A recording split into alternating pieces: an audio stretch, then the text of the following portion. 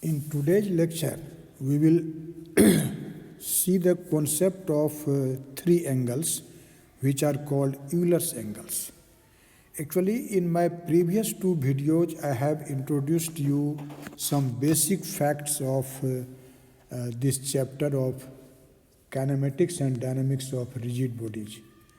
And I have also told you that the three angles which are actually the most useful set of generalized coordinates for dealing with the motion of a rigid body, and actually those three angles are called Euler's angles.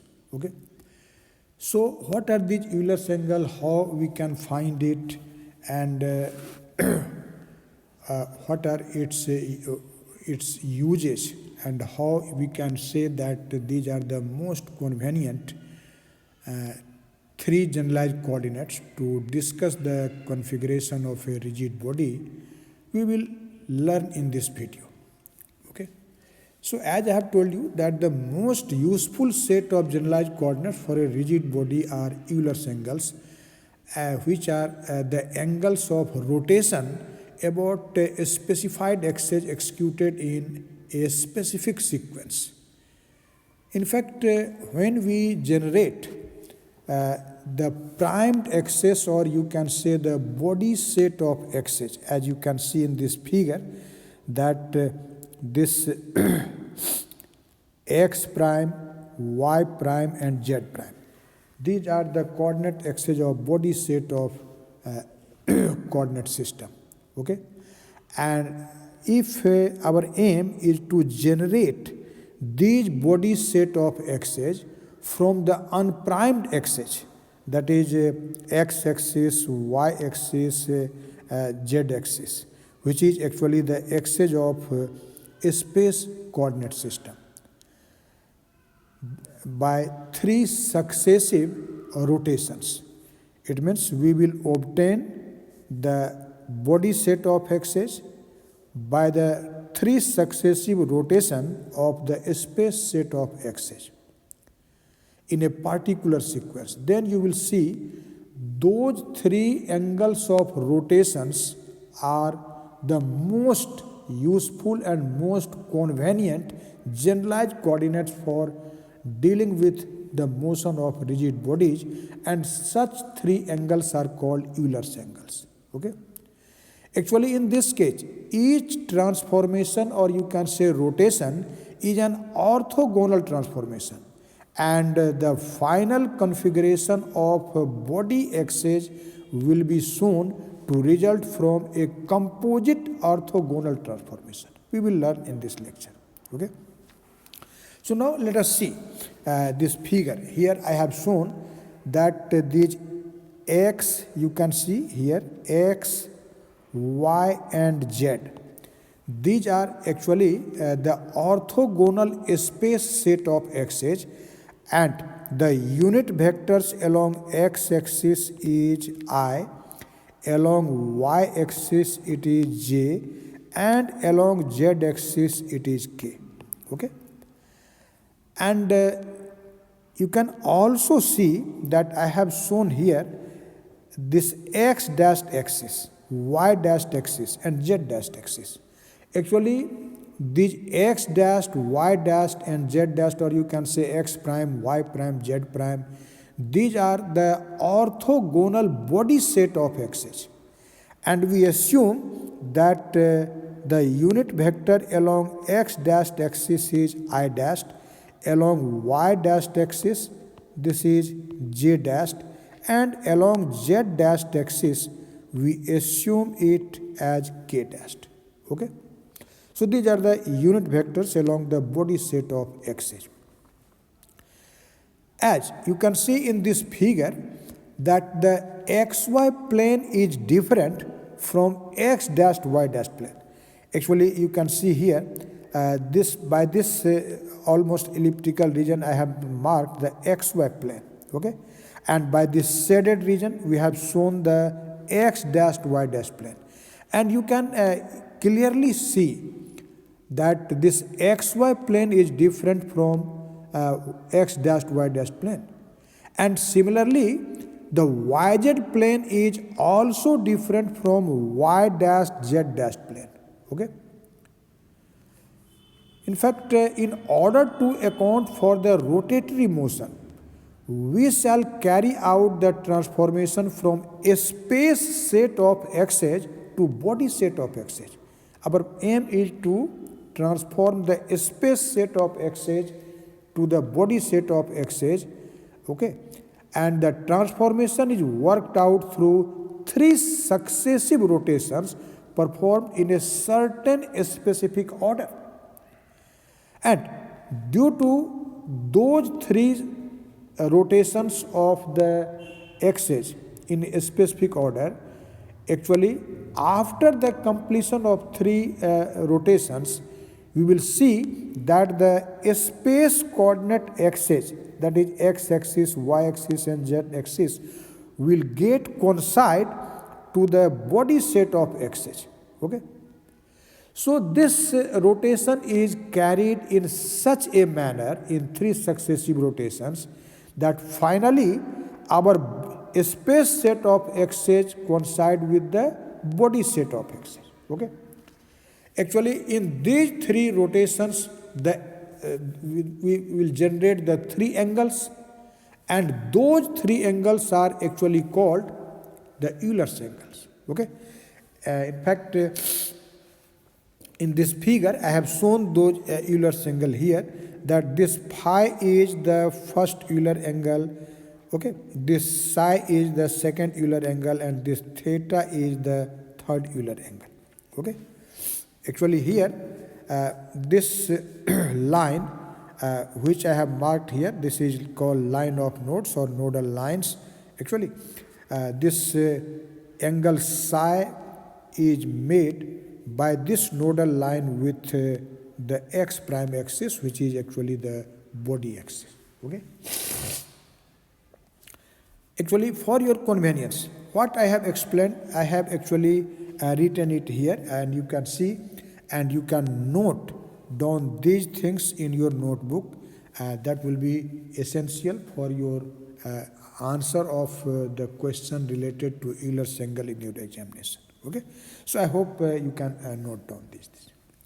Now let us see how we can carry out the 3 rotations to generate the Euler's angles. So first we will talk about first rotation. Actually, this first of all, the space set of x's is rotated about the space z-axis so that the yz plane takes a new position y1 z1. Okay. And this new plane contains the body axis z dashed axis. Okay. Actually, this rotation is by phi.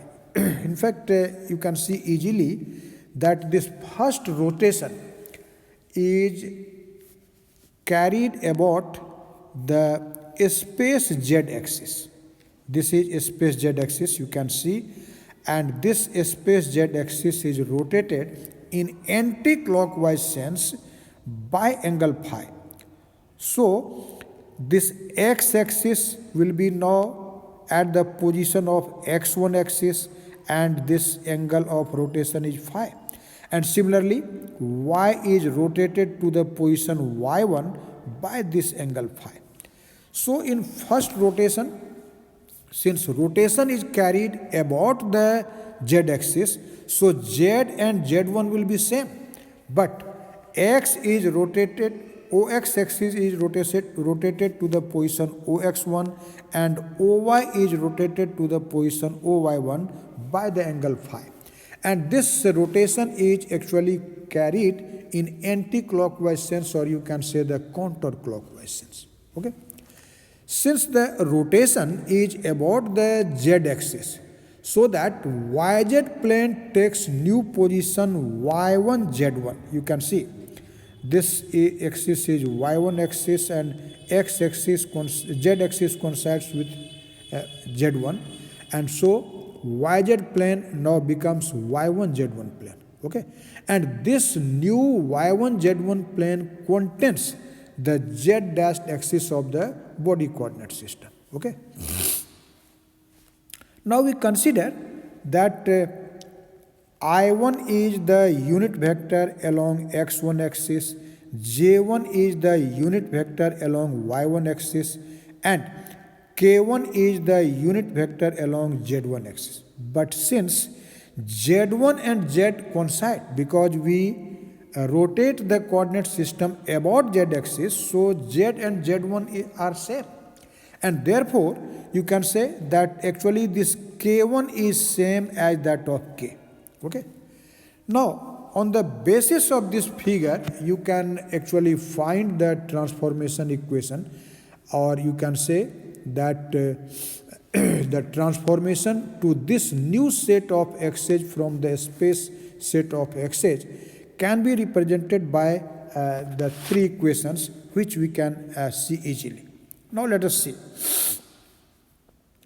If you want to find the unit vector I1, let us see. Unit vector I1 is actually lying in xy plane, as you can see this figure, and it makes angle phi with x-axis, or you can say with unit vector I. Okay. So there will be two rectangular components of unit vector I1. One will be x component and another will be y component. Since I1 is lying in xy plane, so its z component will be 0. So we will not write the z component. So now let us write I1 vector in terms of its x and y components. So let us see. I1 will be equal to mod of I1, okay, times cos phi I. Okay. You know how we write the component of a vector. Since it makes angle phi with x-axis, so this x component will be in cosine term. And plus mod of I1, okay, times sine phi j. Sine phi j. But you know this I1 is a unit vector, so its modulus is 1. And its modulus is 1, so this will be simply cos phi I plus sine phi j. Sine phi j. Now, in the similar manner, you can express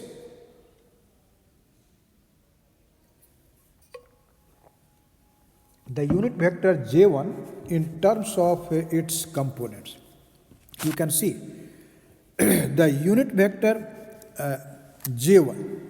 This is actually lying in also in xy plane, okay, but in this case you can see this will be the negative x-axis. Okay, this is negative x-axis, so I am writing it minus x, and it makes angle phi with y-axis, not with negative x-axis. So what will be the components of j1? You can easily see. Its x component will be equal to, since it is its projection or component will be in negative x direction, so this will be minus, and again modulus of j1 is 1, so I am not writing it here, and it makes angle phi with y-axis, so its x component will be in sine, in terms of sine. So this will be sine phi I minus sine phi, and plus its y component is along the positive y direction, so this will be cos phi j. This is another transformation equation. And again you can see, since k is equal to k1, okay, or k1 is equal to k, you can say, so the k1 is along z axis, so both of its x and y component will be 0. So you can write the third transformation equation as k1 equal to k. So these are the three transformation equations. You can see I have written it here. I1 is equal to this much, cos phi I plus sin phi j. J1 is minus sin phi I cos phi j, and K1 is equal to K. Okay. Actually, if you aim to write the three equations in one in matrix form, you can easily write it. In matrix form, you can see, we can write the column matrix I1, J1, K1 equal to this A square matrix cos phi sin phi I minus sin phi cos phi 0, 0, 0, 1, and the column matrix Ijk. You can check it. If you will find I1, that will be cos phi into I plus sin phi into j, you can see.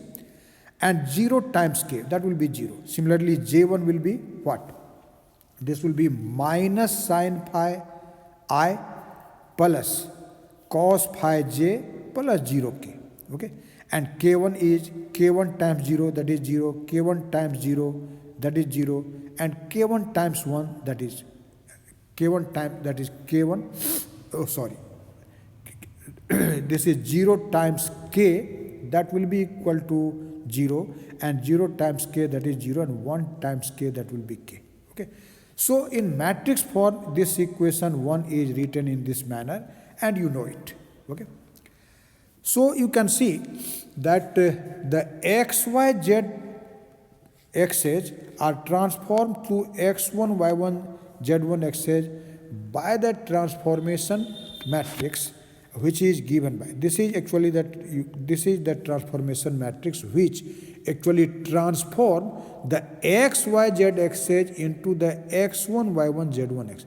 So if you only write the expression for the transformation matrix, that transformation matrix we denote by the symbol D, and that is equal to matrix this much. Okay.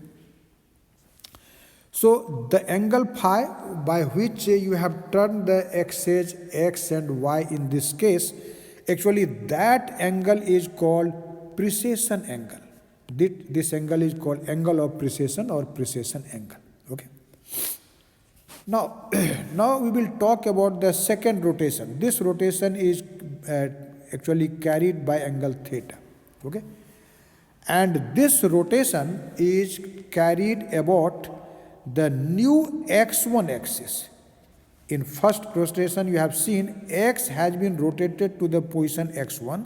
Now the second rotation is made in anti-clockwise sense by angle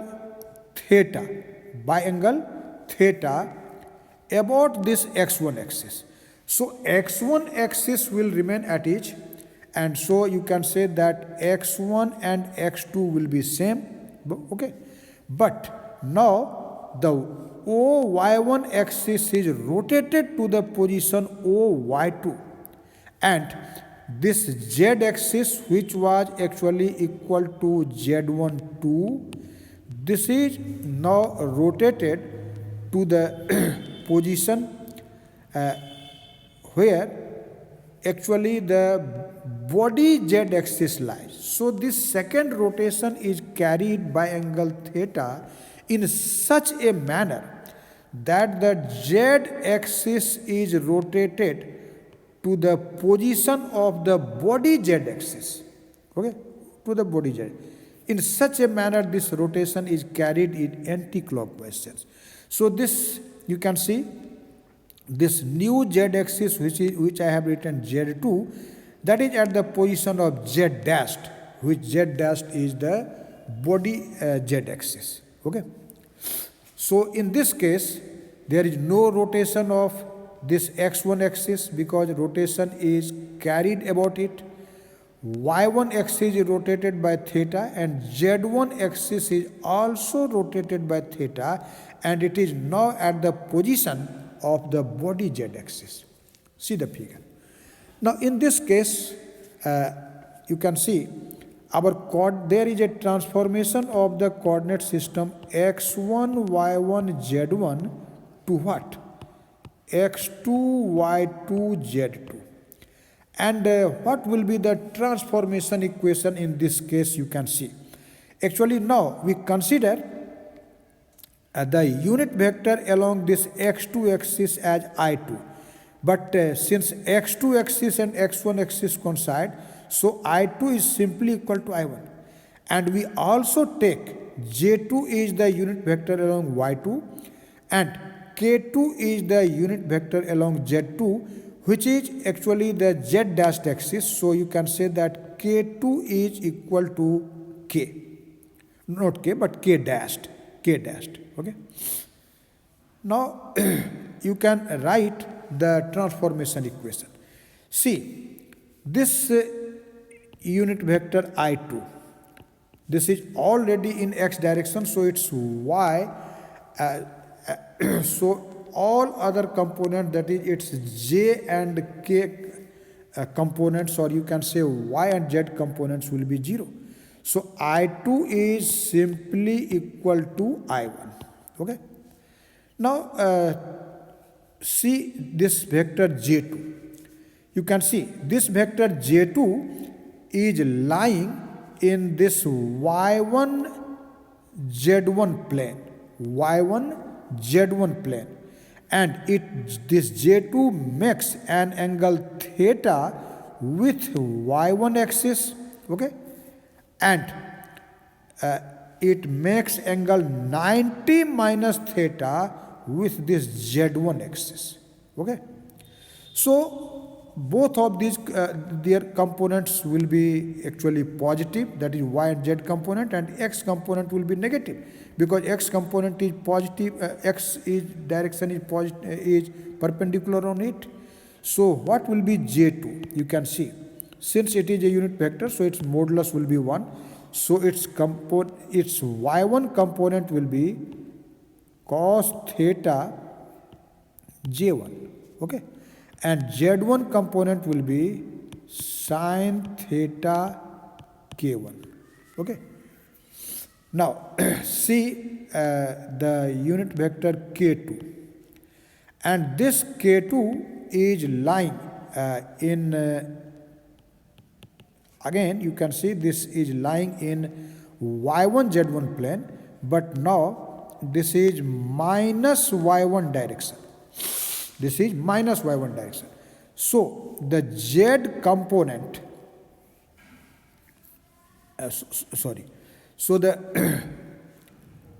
so this K2 vector is lying in minus y1 z1 plane. Minus, I am just indicating the direction. And it is making an angle theta with z axis, not with negative y axis. So y component will be negative and it will contain sin theta, and since it makes angle theta with z direction, so that will be in cosine term. So what will be this component? You can see this will be minus sin theta J1. Here there will be J1. Okay. And plus cos theta K1. So these are the three transformation equation in this case. And you can also write this transformation equation in matrix form, as you can see. So I have written it here. You can see the transformation equations are I2 equal to I1, J2 equal to cos theta J1 plus sin theta K1, K2 equal to minus sin theta J1 plus cos theta K1. And in matrix form, you can similarly write this equation as the column matrix I2, J2, K2 equal to 1, 0, 0, because you can see the coefficient of I1 is 1 and that of J1 is 0, that of K1 is 0 in first expression. In second, the Z component is 0, the X component is 0, so here is 0. In expression of K2 also the X component is 0, so here there is 0. And Z and Y and Z components are non-zero, so you can see these are cos theta, sin theta, minus sin theta, cos theta, and multiplied by the column matrix I1, J1, K1. Okay. So here you can see actually when this matrix, this square matrix is operated on I1, J1, K1, then this matrix transforms I1, J1, K1 into I2, J2, K2. So this square matrix defined here is called the transformation matrix in this case. And what is the work of this transformation matrix? It works as to transform the set of unit vectors I1, J1, K1 into I2, J2, K2. Or you can say this transformation matrix changes or transforms the coordinates x1, y1, z1 to x2, y2, z2. So this is called transformation matrix, and we denote this transformation matrix by the symbol C, and so C is given like this. Okay, this is the transformation matrix which actually transforms x1, y1, z1 coordinate system to x2, y2, z2 coordinate system. Okay. Actually, this angle of rotation theta in this case is called nutation angle. This is called nutation angle, and the line x2 equal to x1. This line is actually at the intersection of xy and x2, y2 planes, and it is called nodal line or line of node. Okay, actually this nodal line plays a very important role in dealing the mechanics of rigid body, which we will see later on. Okay, so I think you have clearly understand how we can bring the second rotation and generate the second Euler angle denoted by the symbol theta. Now we will talk about the final, that is the third rotation. Actually, now this third rotation is again carried about this Z2 axis, or you can say Z dashed axis. You know, Z2 axis is same as the body Z axis, and this third rotation is carried about this again in anti-clockwise sense or counterclockwise sense by angle psi. You can see, since rotation is carried about this Z dashed axis, so in this case Z dashed will be equal to Z2, and that is also equal to Z3. And so the unit vector K dashed is equal to K2, and it is equal to K3. Okay, but the x2 axis will now rotate by angle psi, and this y2 axis will also rotate by angle psi. But this rotation psi is such that after rotation the space x axis coincides with the body x axis, the space y axis coincides with the body x axis. So this rotation is carried in such a manner that this x3 is nothing. This is simply x dashed, which is the body x axis, and this y3 is nothing. This is simply the body y axis. Okay, so you can say that finally the third rotation is performed about z2 equal to z dashed axis through angle psi in counterclockwise sense, and so that this x2 y2 axis coincide with x3 axis, and x3 axis will now become x dashed, y3 axis will now become y dashed. So I have marked those things in this figure, and you can see finally in this case this I3 will be equal to I dashed, J3 will be equal to J dashed, and K3 will be equal to K dashed. So now we will write the transformation equation for this transformation, where you have seen that this x2 y2 z2 axis has been now transformed to x3 y3 z3, but x3 z y3 z3 is nothing. This is simply x dashed y dashed z dashed. Okay, because after the third rotation, the space set of coordinate x's coincide with the body set of coordinate x's. In such a manner, rotation is carried. So now you can see this figure and write the transformation equation. See here, this I3, we will write the expression for I3 in terms of its components. I3 equal to, you can see this I3 is lying in xy plane, that is x2 y2 plane you can say, and it makes angle psi with x2 axis. So its x component will be cos phi I2, cos psi I2, cos psi I2, okay, and the y component will be sin psi j2, okay.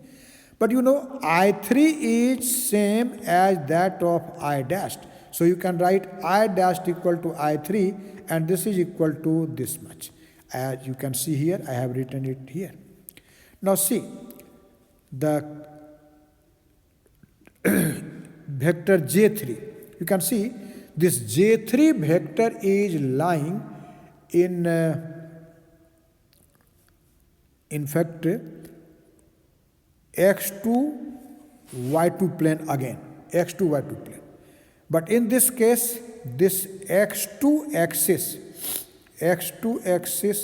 you can take the negative x2 axis, okay. This is minus x2, and this J3 makes angle psi with y axis. So its x component will be in terms of sine, and since its projection will be negative x2 axis, so that will be negative. So you can see that this j dashed is now equal to j3, and that will be equal to minus sin psi I2, minus sin psi I2, and plus cos psi j2, cos psi j2. I have written it here, you can see, okay.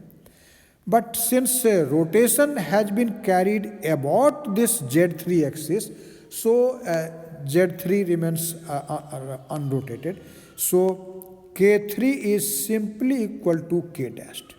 K3 is equal to K dashed, and that is also equal to, in fact, K2. You can also say this is also equal to K2. So now you can write the transformation in this manner, in matrix form. This is I dashed, J dashed, K dashed. This is a column matrix. Instead of I dashed, J dashed, K dashed, you can also write I3, J3, K3. And this is the transformation matrix which you can see from equation 7. And this equation actually refers when this transformation matrix, which will be actually denoted by the symbol B, when it will be operated on this column matrix I2, J2, K2, it will transform it in the column matrix I dash, J dash, K dash, or I3, J3, K3. Or you can say that this transformation matrix B, when operated on the coordinates x2, y2, z2, that coordinate system transforms into x3, y3, z3 after the operation of this transformation matrix B, or you can say x dashed, y dashed, z dashed. Okay. So this is your transformation matrix B. It is defined like this. Okay. And this angle psi, which has been, which is the third rotation, this is actually called the body angle. This angle is known as body angle. Okay. So in this way, how we can carry the three rotations to generate the three angles phi, theta, and psi, which are actually called Euler's angle. So you have learned clearly, as I hope. Okay. So I have mentioned that this phi, theta, psi angles can be taken as the three generalized coordinates, and these are called Euler's angles. Okay.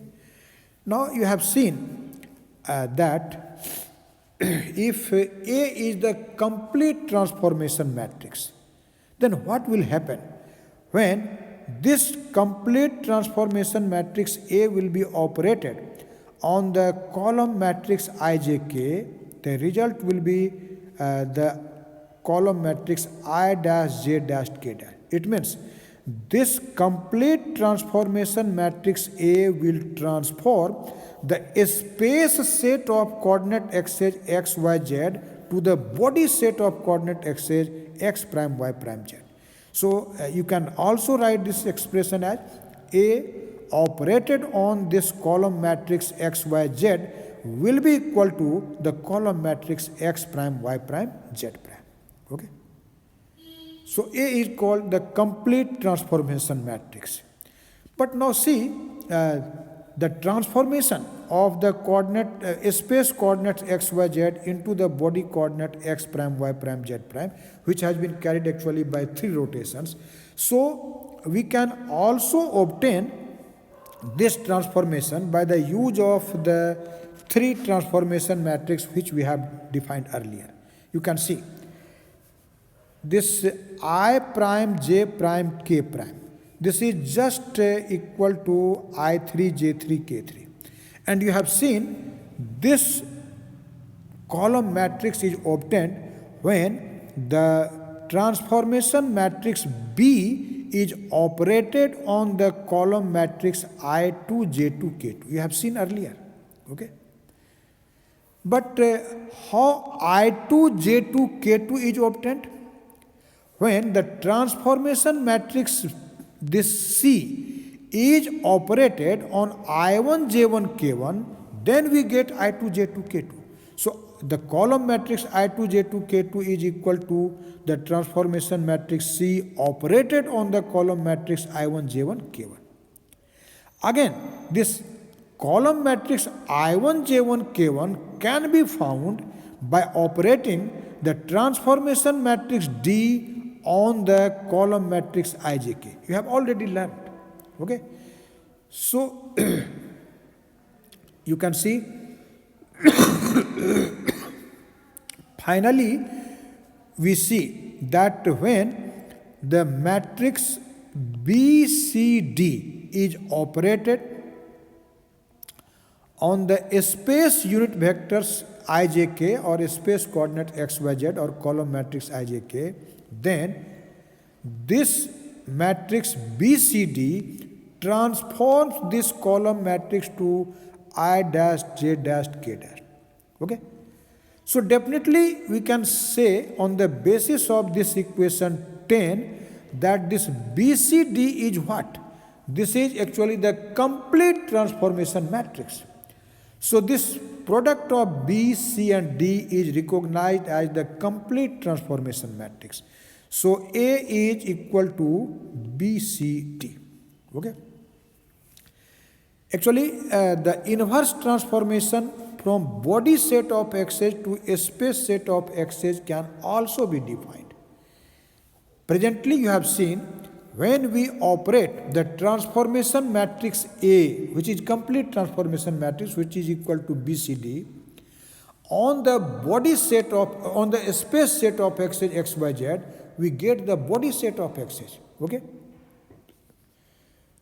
So in reverse manner, when the inverse of the transformation matrix A, that is A inverse, will be operated on the body axis, then you will get the space set of axes. So you can see the space axis x, y, z or the column matrix x, y, z can be found by operating A inverse, which is actually the inverse transformation matrix on this column matrix x dash y dash z dash. Okay. So I think now you have a clear-cut idea of Euler's angle. What are Euler's angle? How we can obtain it by 3 successive rotations of the space coordinate system. so that it coincides finally with the body set of x's. Okay, and we will use this Euler's angle as generalized coordinates in our forthcoming lecture, because it is the most important and most useful and most convenient three generalized coordinate to deal with the configuration of rigid bodies. Okay, thank you very much.